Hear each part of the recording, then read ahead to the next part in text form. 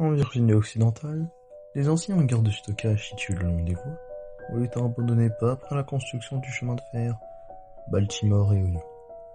Il n'a pas fallu longtemps avant que les sans-abri de la région y emménagent. Les hangars fournissaient pour eux une sorte de refuge, même si l'hiver, le vent passait toujours à travers chaque crevasse. Les petites cheminées de fortune que ces gens construisaient ne faisaient pas grand-chose pour regarder le froid à distance. Une femme douce et gentille, prénommée Jenny, vivait seule dans l'un de ces petits hangars. Elle avait connu des moments difficiles, et sa famille pour l'épauler, elle était obligée de trouver du travail, là où elle le pouvait, et de prendre le moindre refuge disponible pour quelqu'un qui avait peu d'argent et n'avait pas les moyens de louer quelque chose. Jenny n'avait pas assez à manger, et en hiver, son petit feu de camp la maintenait à peine en vie, durant les nuits les plus froides. Pourtant, elle gardait constamment le moral et essayait toujours d'aider les autres, lorsqu'ils tombaient malades ou avaient besoin de nourriture.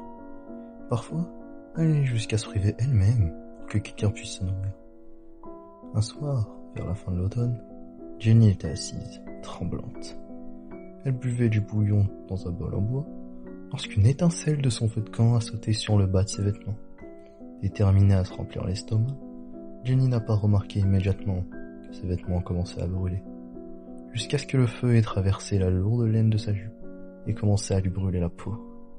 Terrifiée, Jenny a jeté son bouillon sur les flammes, mais le liquide n'a rien fait pour éteindre le feu.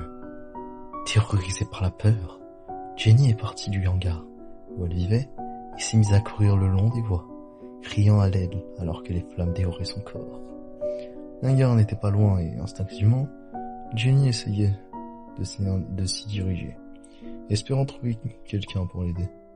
En quelques instants, son corps était devenu un véritable brasier, incendant, et Jenny s'est retrouvée submergée par la douleur.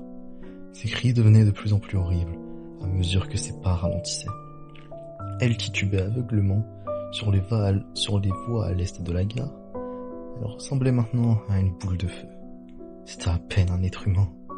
Dans son agonie, elle n'avait pas pu voir le phare rougeoyant du train qui contournait le virage et n'a pas non plus entendu le crissement des freins lorsque le conducteur a enfin repris sa silhouette, dévorée par le feu, et a tenté de s'arrêter tant bien que mal. Un instant plus tard, ses cris cessèrent. Le train avait mis fin à ses souffrances.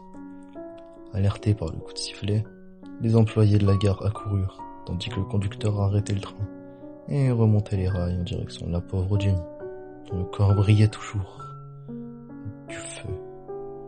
Les hommes éteignirent l'incendie et ramenèrent le corps à la gare.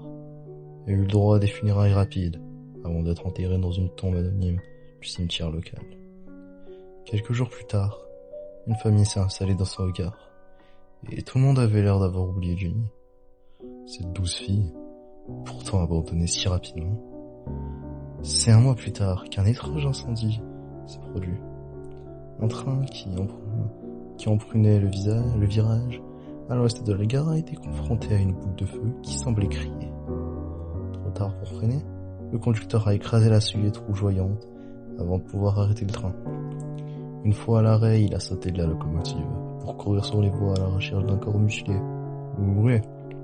Mais il n'y avait rien. Ébranlé par cette histoire, il a amené son train à bon port et a rapporté l'incident au chef de gare. Après avoir entendu son récit, le chef de gare s'est souvenu de la pauvre Jenny et a immédiatement réalisé que son fantôme était revenu hanter les voies où elle était morte. Aujourd'hui encore, le fantôme surnommé Jenny qui crie apparaît sur les rails, le plus souvent à l'occasion de l'anniversaire de sa mort. Plus d'un ingénieur a déjà contourné le virage juste à l'ouest de la gare et s'est retrouvé face à face avec le fantôme de Jenny qui crie. Alors qu'elle entreprend une fois de plus sa course vers la gare de la périphérie, cherchant en vain quelqu'un pour la sauver.